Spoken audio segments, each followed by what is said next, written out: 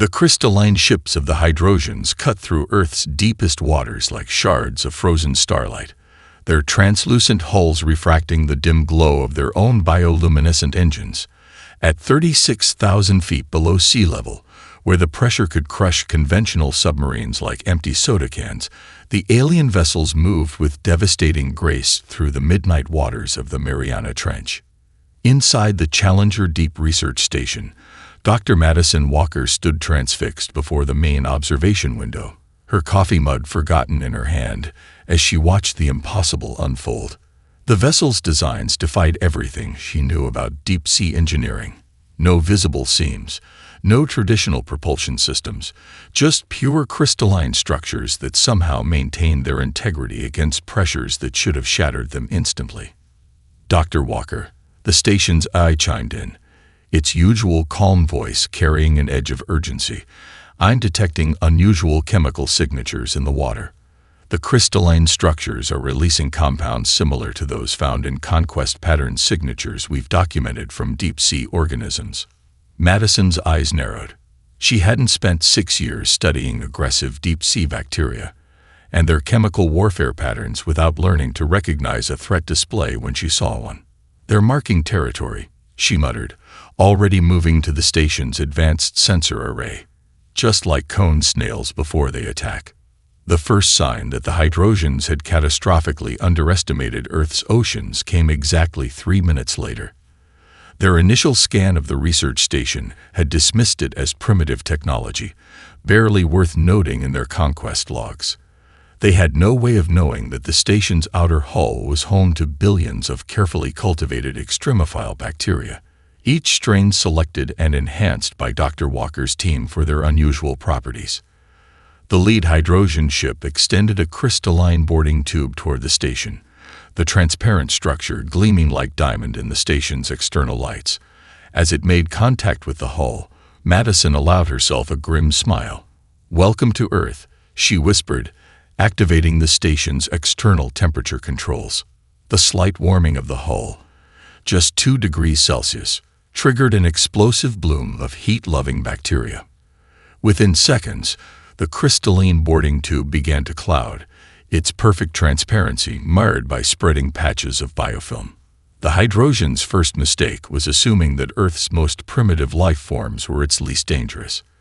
Their second mistake was panicking. As the bacterial colony spread, eating into the crystal structure with surprising speed, the alien ship tried to retract its boarding tube. The sudden movement created microfractures in the already compromised structure. Under the immense pressure of the deep, those tiny cracks were all it took. The boarding tube shattered with the force of an underwater explosion, the pressure wave hammering against the station's reinforced hull. Madison was already moving. "Station, initiate protocol Kraken. Get me a direct line to Surface Command." She reached the central communications hub as alerts flared across every screen. The Hydrosian fleet was responding to their lead ship's distress, their crystalline hulls glowing with building energy signatures. "This is Challenger Deep Research Station." She broadcast on all frequencies, her voice steady despite the adrenaline coursing through her system. "We are under attack by unknown forces with advanced technology. But more importantly, we've just found their weakness. Their ships are crystalline-based, vulnerable to our extremophile colonies. I'm transmitting data now. Whatever these things are, they just learned that Earth's oceans have teeth." The alien ships began to circle the station, their movements suggesting confusion rather than aggression now. Madison watched them through the observation window, her mind already racing with possibilities. They had come expecting to find simple marine life, perhaps basic tool-using primitives. Instead, they had encountered humanity's deep-sea research at its finest, backed by billions of years of evolutionary warfare. As Surface Command acknowledged her transmission, and the first Navy rapid response vessels began their descent, Madison began composing her briefing. The Hydrosians wanted a war in Earth's oceans. She would show them why that was the worst mistake they could have made. After all, she hadn't spent her career studying the planet's most extreme organisms just to watch aliens wreck her research station. The real battle was just beginning, and Earth's smallest defenders had already drawn first blood. The Hydrogen base resembled an enormous crystal garden sprouting from the ocean floor, its transparent spires reaching up through the darkness like frozen lightning. For 3 days, they had been establishing their foothold, expanding their crystalline structures across a field of hydrothermal vents. For 3 days, Dr. Madison Walker had been watching, waiting, and collecting data. "Their engineering is impressive," she admitted, studying the live feed from one of the Navy's stealth drones. She stood in the newly established command center aboard the U.S. Nautilus, surrounded by screens showing various angles of the alien construction. But they made one critical mistake. They built right on top of a bacterial goldmine. Admiral Chen raised an eyebrow. "Care to elaborate, Doctor?" Madison pulled up her research data with a quick gesture. "Those vents aren't just heat sources. They're home to some of the most aggressive bacteria on Earth. Organisms that eat metal, sulfur, even radioactive materials. And now," she zoomed in on a section of the alien base where the crystal had begun to develop a subtle clouding. "Now they're learning to eat crystal." The first signs of trouble for the Hydrosians came gradually. Support struts developed strange patterns of opacity. Junction points began to weaken. The aliens responded by reinforcing their structures with energy fields, not realizing they were only feeding the bacteria new energy sources to adapt to. "It's like watching evolution in fast forward," Madison explained to the assembled military leadership. "These bacteria reproduce in minutes, not hours. Each generation is adapting to the Hydrosians' countermeasures faster than they can develop them." She allowed herself a small smile. Earth's smallest soldiers are staging a revolution. The Hydrosians' confusion was evident in their frantic attempts to sterilize their bases. They released chemical agents into the water, only to discover that Earth's deep-sea bacteria had spent millions of years evolving defenses against far worse toxins. They tried radiation, only to find that some bacterial strains actually thrived on it, growing stronger and more aggressive. Madison worked around the clock, coordinating with research teams worldwide to identify and enhance the most effective bacterial strains. The Navy provided her with specialized submarines capable of seeding the enhanced bacteria near Hydrosian installations. But the most effective delivery system turned out to be the ocean itself, currents carrying microscopic warriors to every corner of the aliens' underwater empire. "Look at this," she called out, drawing attention to a new feed. A massive crystal structure, once pristine and geometric, was literally dissolving before their eyes. The bacterial colonies had evolved to break down the alien material so efficiently that they were reducing solid crystal to slurry in hours instead of days. The Hydrosians' response was predictably militant. They launched attacks against major naval bases, hoping to cripple humanity's conventional defenses. But their weapons, based on the same crystalline technology as their bases, began failing mid-attack. Their projectiles dissolved before reaching targets. Their energy conduits clouded and cracked. "They still don't understand," Madison observed, watching another alien structure collapse under its own weight, its integrity compromised by countless microscopic mouths. "They're not fighting a war against human technology. They're fighting against billions of years of evolution. Every countermeasure they develop just creates stronger bacteria." The breaking point came when the Hydrosians attempted to establish a major command center in the Atlantic. Within hours of construction, the entire base began to deteriorate. Panic spread through their ranks as they realized none of their technology was safe. Their mighty crystal ships, once seemingly invincible, were now vulnerable to an enemy they couldn't even see. As Madison watched the aliens abandon another dissolving outpost, she couldn't help but feel a surge of pride. Humanity hadn't won this round with advanced weapons or superior tactics. They had won it by understanding and unleashing the potential of Earth's most underestimated inhabitants. "Send word to all research stations," she ordered, already planning the next phase. "We're going to need bigger cultures. The bacteria have proven themselves in defense. Now it's time to take the fight to their territory." The silent uprising was about to become a full-scale rebellion, and Earth's microscopic marines were just getting started. Dr. Madison Walker stood at the bow of the research vessel Genesis, watching the sunset paint the Great Barrier Reef in shades of gold and crimson. Under different circumstances, it would have been a peaceful moment. Instead, she was calculating kill zones. The Hydrosians are retreating from the deep, she explained to the assembled team of marine biologists and military strategists. Our bacterial defense forced them into shallower waters. They think they're being clever, avoiding the extreme pressure zones where our deep-sea bacteria thrive.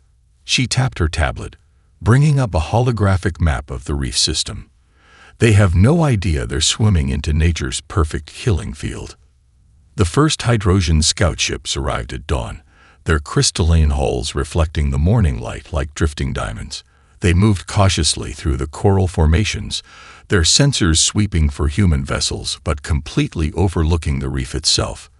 Their scans, calibrated for primitive Earth life, failed to recognize the complex neural networks that made coral polyps among the most sophisticated predators on the planet.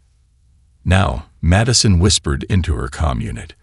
Teams of divers released carefully measured amounts of calcium into the water around selected coral formations. The response was immediate and devastating. The coral polyps, stimulated by the calcium signals, launched into a synchronized feeding response.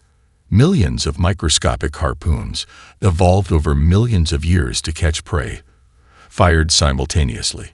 The crystal hulls of the Hydrosian ships, perfectly clear and seemingly impenetrable, offered no protection against the ancient hunting mechanisms.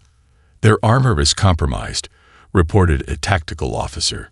The neurotoxins are. Wait, they're actually affecting the crystalline structures themselves. Madison nodded grimly. Coral polyps didn't survive 5 mass extinctions by being gentle. Those toxins are designed to break down complex organic and inorganic materials. The Hydrosians' biocrystal tech might as well be a fancy dinner plate. The alien ships tried to retreat, but they had ventured too deep into the reef. Every movement brought them into contact with new colonies of polyps.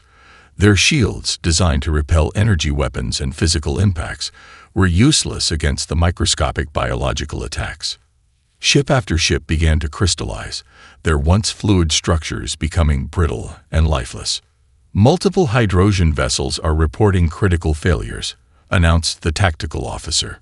They're being turned into statues, Doctor. The real shock came when the Hydrosians attempted to fight back. Their energy weapons, intended to boil the water and destroy the coral, instead triggered the reef's defensive mechanisms. Colonies of fire coral released clouds of toxins that turned the superheated water into a deadly soup, breaking down crystal structures at the molecular level. Madison watched through high-powered binoculars as an alien dreadnought, easily the size of an aircraft carrier, slowly transformed into a glittering reef of its own. Its crew, trapped inside, suffered the same fate as their ship, their crystalline bodies becoming part of the ever-growing coral formation. They made the same mistake everyone makes, she said, addressing the stunned observers. They saw beauty and assumed it meant harmless. They forgot that everything beautiful in Earth's oceans earned that beauty through countless generations of evolutionary warfare. The remaining Hydrosian ships began a panicked retreat, but the damage was done. Their supposedly superior technology had been defeated not by humanity's weapons, but by creatures that had been perfecting their hunting strategies since before the dinosaurs walked the Earth. As the sun set over the battlefield, casting long shadows across the newly formed crystal coral formations, Madison began drafting her report. The Hydrosians had learned a crucial lesson about Earth's defenders. Sometimes the deadliest weapons came in the most beautiful packages. Begin collection of coral samples, she ordered her team. If the Hydrosians return, we'll be ready to seed new defensive reefs wherever we need them.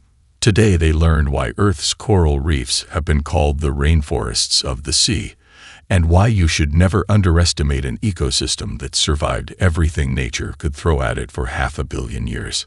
The war was far from over, but Earth's living walls had proven their worth. The oceans had more surprises in store for any invader foolish enough to challenge them. The laboratory aboard the U.S. Leviathan hummed with activity as Dr. Madison Walker carefully extracted venom from a cone snail, its beautiful shell belying the deadly neurotoxin within. Behind her, through the reinforced windows of the converted aircraft carrier, pods of sperm whales circled protectively. Nature's perfect chemical weapon, she explained to the gathered SEAL team leaders. Cone snails hunt fish by firing a modified tooth, a biological harpoon loaded with a cocktail of over 100 different toxins. Even better. She held up a vial of modified venom. Their toxins target neurotransmitters. And our friends up there, she nodded toward the circling whales, just helped us confirm the hydrogens use similar neural pathways in their crystalline biology. Commander Jack Torres, leader of SEAL Team 6, studied the tracking display showing hydrogen movements. How do we deliver it? They're not exactly going to swim up and let us sting them. Madison's smile was wolf-like. That's where your teams come in. We've developed these. She unveiled a rack of modified underwater rifles. Compressed air delivery system, each round containing a synthetic cone snail tooth. One hit releases enough modified toxin to crystallize an entire hydrogen squad. The next phase of their plan unfolded in the twilight hours off the coast of Hawaii. SEAL teams, equipped with the new bioweapons, moved into position around a major hydrogen patrol route. But the real game-changer floated silent and massive above them. A pod of sperm whales, each carrying a specially designed sonic transmitter developed through weeks of careful communication attempts. Whale song protocol is active, reported the communications officer. The pod is broadcasting the agreed-upon patterns. Madison watched as the hydrogen patrol ships altered course, drawn by what they perceived as anomalous, but non-threatening sound waves. The aliens had yet to realize that Earth's largest predators used sound not just for communication, but as a weapon. The trap was sprung with devastating precision. As the alien ships moved into position, investigating the whale songs, SEAL teams launched their attack. The modified cone snail toxins proved catastrophically effective.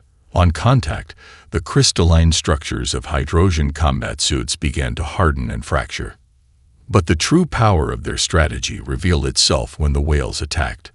The massive cetaceans, coordinating with an intelligence that stunned even Madison, positioned themselves strategically around the hydrogen formation. Then, with timing that would have impressed any military commander, they released focused sonic pulses. The effect was spectacular.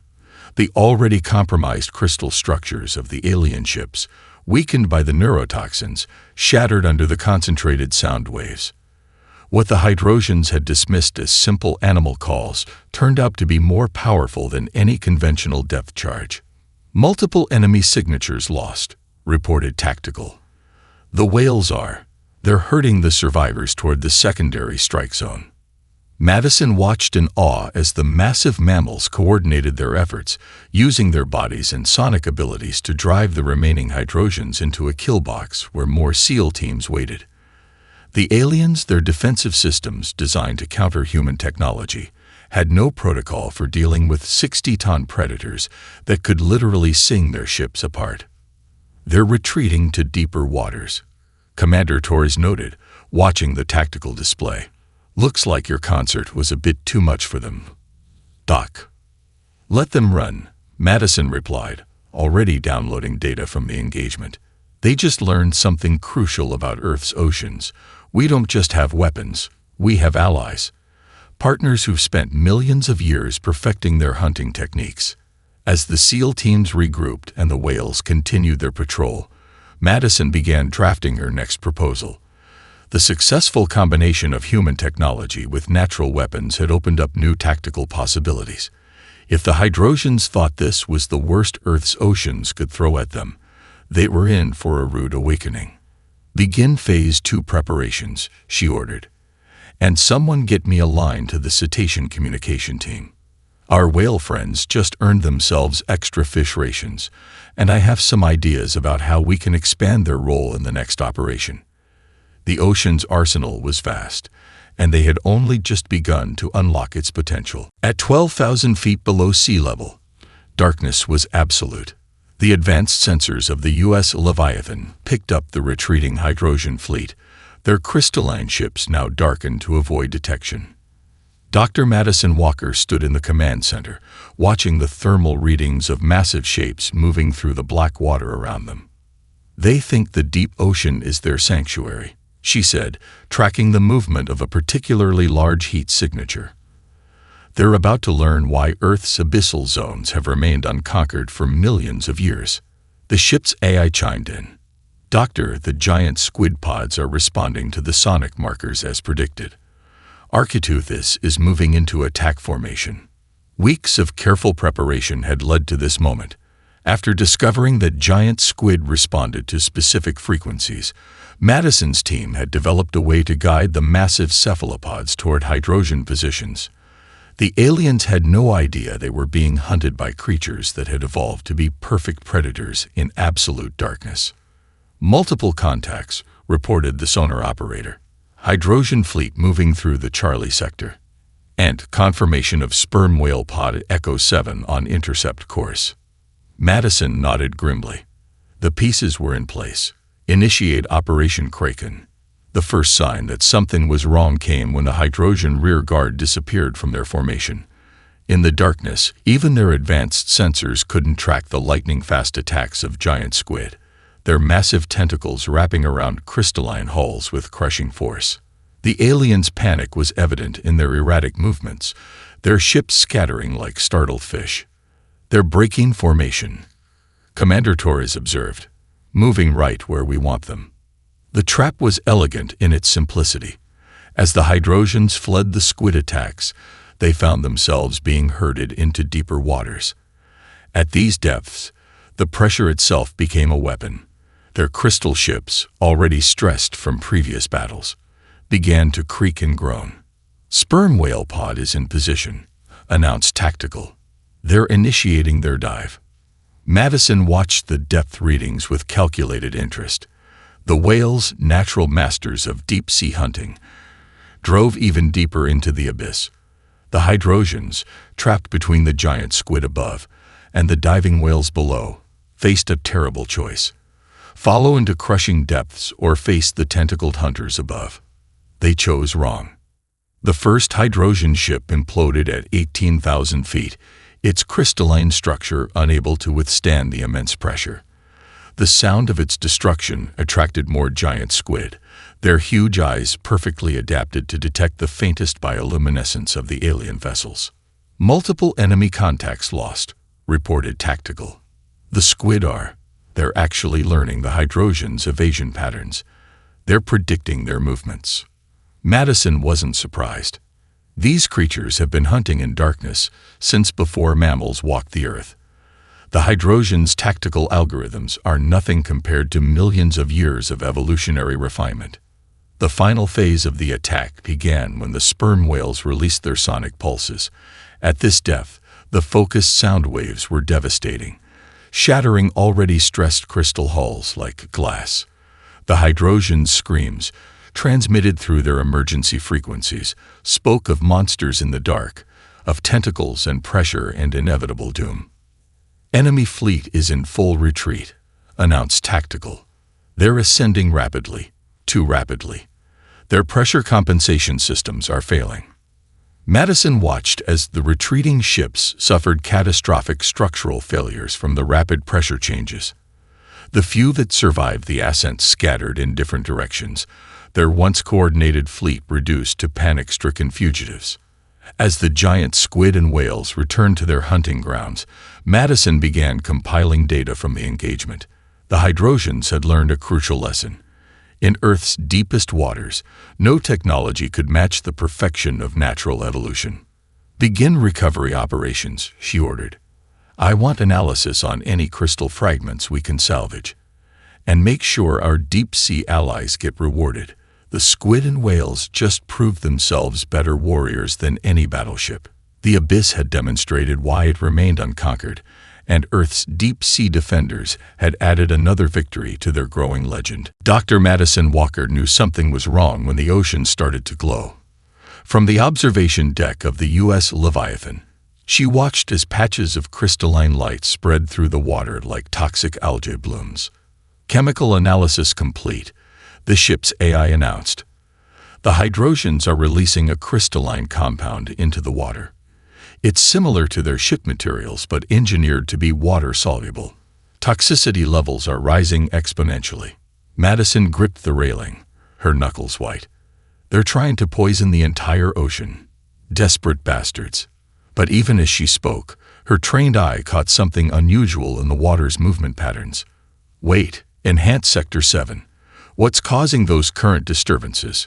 The answer emerged from the depths like a living wall. Billions of jellyfish, drawn to the chemical signatures like moths to flame. Species that normally never gathered in such numbers. Moon jellies, sea nettles, Portuguese man-o'-war, had united in a vast, pulsing swarm. "My God," whispered Commander Torres, standing beside her. "I've never seen anything like it." Madison's mind raced with possibilities. The crystalline toxins must be similar to the bioluminescent compounds jellyfish naturally track. They're not just attracted to it, they're hunting it. The Hydrosians' first indication that their plan had backfired came when their forward bases began reporting contact with the swarm. The jellyfish, their simple bodies immune to crystal-based weapons, pressed against alien structures in endless waves. Their stinging cells, evolved to punch through the scales of fish, had no trouble penetrating crystalline hulls. "Deploy the sonic beacons," Madison ordered, her voice tight with controlled excitement. "Let's give our gelatinous friends some direction." The beacons, developed from their earlier work with whales, emitted frequencies that the jellyfish interpreted as food signals. Within hours, they had created corridors of death. Channels of concentrated jellyfish swarms that no Hydrosian ship could penetrate without being reduced to glittering fragments. From her command station, Madison watched the tactical display as alien stronghold after stronghold went dark. They never considered this possibility, she explained to the assembled officers. Their weapons are designed to fight complex organisms. But jellyfish, they're basically living water. You can't fight water with crystal. The Hydrosians attempted to adapt, releasing more toxins in different formulations. Each new chemical cocktail only attracted different species of jellyfish. Box jellies joined the assault, their venom proving particularly effective at disrupting crystalline neural networks. Lion's mane jellyfish, some with tentacles over 100 feet long, created vast nets that entangled and destroyed alien patrol ships. "Enemy fleet attempting to concentrate their forces," reported Tactical. "They're trying to create safe zones using energy fields." Madison allowed herself a grim smile. The energy fields will just attract more jellies. They're drawn to any unusual energy signature. It's how they find bioluminescent prey. She was right. The concentrated energy fields became death traps as swarms of jellyfish, attracted by the power signatures, converged on the Hydrosian positions. The alien screams of frustration echoed through the emergency channels as their mighty warships were reduced to drifting hulks, their crystal surfaces etched and pitted by millions of microscopic stinging cells. "Begin Phase 2, Madison ordered, watching the swarms coordinate in ways she'd never imagined possible. "Release the modified nutrient packages. Let's see if we can sustain these swarms indefinitely." As the sun set over the battlefield, the ocean glowed, not with alien toxins, but with the natural bioluminescence of countless jellyfish. The Hydrosians had tried to poison Earth's oceans, only to discover that what they saw as a simple environment was in fact an incredibly complex ecosystem, capable of turning their own weapons against them. "Send word to all commands," Madison instructed, already planning the next phase. The jellyfish swarms are no longer just a defense. They're our new front line. The Hydrosians wanted to change our oceans. Well, they succeeded. They've given us an army of living weapons that they have no way to fight. The ocean had answered the aliens' challenge with one of its oldest and most successful designs. Creatures so simple, they were nearly impossible to destroy. yet numerous enough to overwhelm any defense. The war had entered a new phase, and Earth's gelatinous defenders were leading the charge. Dr. Madison Walker stood in stunned silence aboard the U.S. Leviathan, watching the live feed from an underwater drone. An octopus, a common Pacific octopus barely 3 feet across, was methodically dismantling a piece of hydrogen technology, not destroying it, but taking it apart with deliberate precision, studying each component with an intelligence that seemed almost contemplative. "That's the 7th one today," Commander Torres said, checking his tablet. "Different octopus, same behavior. They're learning." "Not just learning," Madison corrected, zooming in as the octopus used a crystalline component to access another alien device. "They're teaching each other. Look at the technique. It's identical to what we observed yesterday. But this is a completely different octopus." The discovery had been accidental. During a routine salvage operation of a downed hydrogen vessel, they'd noticed octopi gathering around the wreckage. At first, they assumed the intelligent cephalopods were simply investigating the strange objects. Then they watched in amazement as the octopi began to systematically explore the alien technology, their problem-solving abilities far exceeding anything they'd anticipated. "New contact," announced Tactical. "Hydrogen patrol approaching Sector 7. And our 8 armed friends are already moving to intercept." The tactical display told a story that would have been comical if it weren't so effective. The Hydrogen Patrol, equipped with their most recent anti-marine life defenses, found themselves surrounded by what appeared to be random debris from previous battles. Then the debris moved. Octopi, having camouflaged themselves with pieces of crystalline technology, emerged simultaneously. Their chromatophores, the specialized cells that controlled their color-changing abilities, had adapted to mimic the alien crystal's optical properties. The Hydrosians never saw the attack coming. "Remarkable," Madison breathed, watching as the octopi used salvaged alien devices against their creators. "They're not just understanding the technology, they're repurposing it. Those crystalline neural interfaces, our octopi have figured out how to hijack them." The scene unfolding beneath them was unprecedented. Octopi, coordinating through rapid color changes and pattern displays, orchestrated a multi-pronged assault on the alien patrol. Some used reprogrammed crystal shards to disrupt the Hydrosians' communication networks. Others had learned to trigger the emergency release mechanisms on alien vessels, forcing them to surface. "Doctor," called out the sonar operator, dolphin pod approaching at high speed. They're herding more octopi into position." The dolphins had proved to be the perfect partners for their cephalopod allies. While the octopi worked their technical magic, the dolphins provided tactical support, using their echolocation to identify vulnerable points in hydrogen defenses and coordinating attacks with precision that would have impressed any military strategist. "They're adapting faster than the Hydrosians can upgrade their defenses," Madison noted, documenting the ongoing battle. "Every new security measure, every system lockout, the octopi treat them like puzzle boxes. And they love puzzle boxes." The aliens' frustration was evident in their increasingly erratic responses. They attempted to encrypt their control systems, only to find that octopi, with their distributed neural networks, could process and decode patterns faster than their combat computers. They tried to shield their technology with energy fields, but the octopi simply worked together to overload the generators, their problem-solving abilities multiplied by their unprecedented cooperation. "Enemy forces are retreating," Tactical announced. "But ma'am, you need to see this. The octopi, they're not just disabling the alien tech anymore. They're improving it." Madison rushed to the observation window. Below, she could see octopi working in groups, their tentacles moving with surgical precision as they modified salvaged alien devices. They weren't just breaking down the technology. They were rebuilding it, creating hybrid devices that combined hydrogen crystal tech with their own understanding of underwater dynamics. "Well," she said, a smile playing at her lips, "I guess we know now why octopi have been called the engineers of the ocean." Send word to command.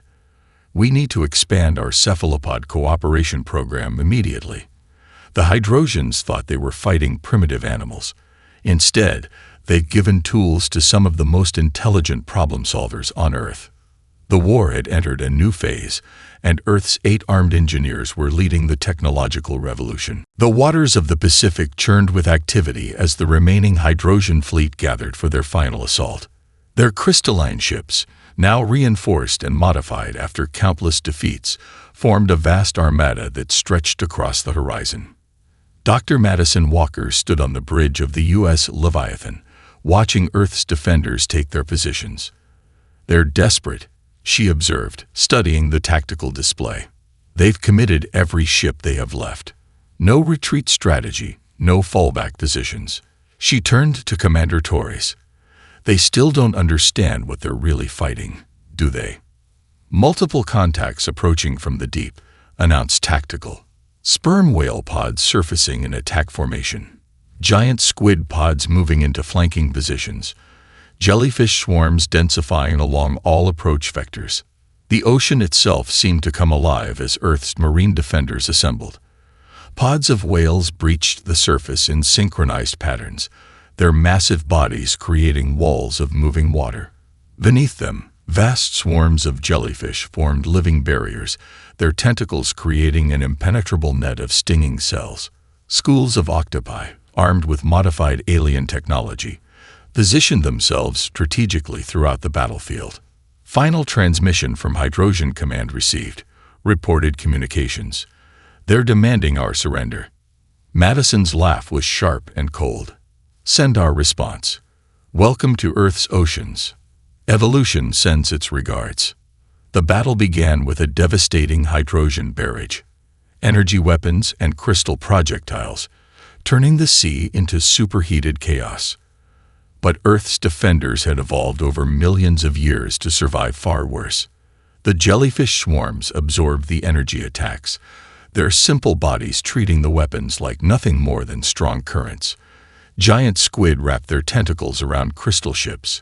Their beaks evolved to crush submarine shells, proving equally effective against alien hulls. "Octopi strike teams are engaging," Tactical announced. They're actually reprogramming the Hydrosian weapons in real time, turning their own fire control systems against them. Madison watched as her 8 armed allies demonstrated why they were considered the intellectuals of the ocean. Octopi teams, coordinating through complex color patterns, systematically hijacked alien systems. Ships that had been firing on Earth's defenders suddenly found their weapons targeting their own fleet. The sperm whales delivered the crushing blow, quite literally. Diving deep beneath the Hydrosian formation, they released concentrated sonic pulses that shattered crystalline hulls like glass. The alien screams of confusion turned to terror as they realized their advanced technology was being defeated by natural weapons perfected over countless generations. "They're trying to retreat to deeper water," Commander Torres noted. "That's not an escape route anymore." Madison responded, watching the tactical display. "That's where our abyssal predators are waiting. The deep ocean isn't their sanctuary, it's our killing ground." The Hydrosian fleet's attempted retreat turned into a rout. Ships that dove too deep were crushed by pressure or torn apart by giant squid. Those that stayed shallow faced endless waves of jellyfish and precisely coordinated whale attacks. The octopi's reprogrammed alien weapons created chaos throughout their formation. "Enemy fleet is collapsing," Tactical reported. "Multiple ships are. They're surrendering, Doctor. They're actually surrendering." Madison nodded, watching as the remaining Hydrosian vessels powered down their weapons. "Send word to all commands. Accept their surrender, but make sure they understand this isn't just a military defeat.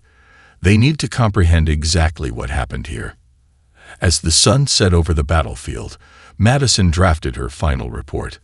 The Hydrosians had arrived believing they were invading a primitive world, only to discover that Earth's oceans contained an evolutionary arms race that had produced the deadliest defensive force in the known galaxy.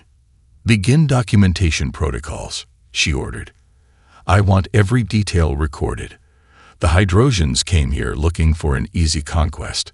Instead, they learned why Earth's oceans have remained unconquered for billions of years. Evolution is the ultimate weapons developer, and our oceans have been its testing ground since before the first fish crawled onto land. The war was over, but its lesson would echo across the galaxy. Earth's oceans weren't just filled with water, they were filled with the most sophisticated weapons systems evolution had ever produced. Any future invaders would face not just humanity's technology, but billions of years of evolutionary warfare, and the oceans would be ready.